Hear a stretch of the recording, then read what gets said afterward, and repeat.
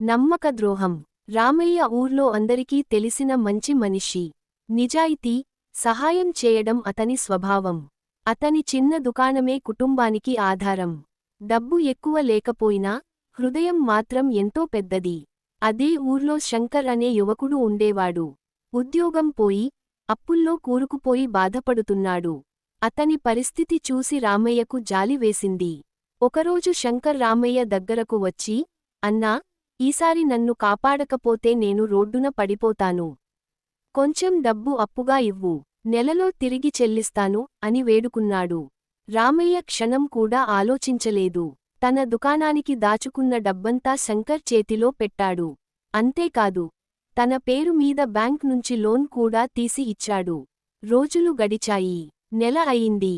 శంకర్ నుంచి ఎలాంటి సమాచారం లేదు. రామయ్య అడగడానికి వెళ్ళినా, అతని ఇల్లు తాళం వేసి ఉంది. ఊరివాళ్లను అడిగితే, శంకర్ పట్టణానికి వెళ్ళిపోయాడని చెప్పారు. రామయ్య గుండె దడదడలాడింది. అయినా, ఎక్కడో కష్టంలో ఉండి ఉంటాడు అని తనను తానే ఓదార్చుకున్నాడు. కొన్ని నెలల తర్వాత ఒకరోజు, రామయ్య పట్టణానికి సరుకుల కోసం వెళ్లాడు. అక్కడ ఒక పెద్ద హోటల్ ముందు శంకర్ కారులో దిగుతూ కనిపించాడు. ఖరీదైన బట్టలు, చేతిలో ఖరీదైన ఫోన్. రామయ్య కళ్ళు నమ్మలేదు. దగ్గరకు వెళ్లి అడిగాడు, శంకర్, ఇదేనా నువ్వు? నా డబ్బు సంగతి? అని. శంకర్ ముఖంలో చిరునవ్వు కూడా లేకుండా, అన్నా, వ్యాపారంలో రిస్క్ ఉంటుంది.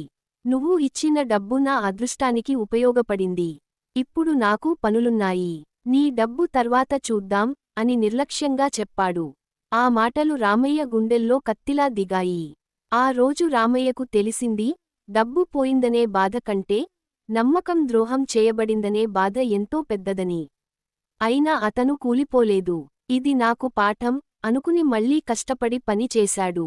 ఎవరి మీదైనా నమ్మకం పెట్టుకునే ముందు, ఆ నమ్మకానికి విలువ ఉందో లేదో చూసుకోవాలని నిర్ణయించుకున్నాడు.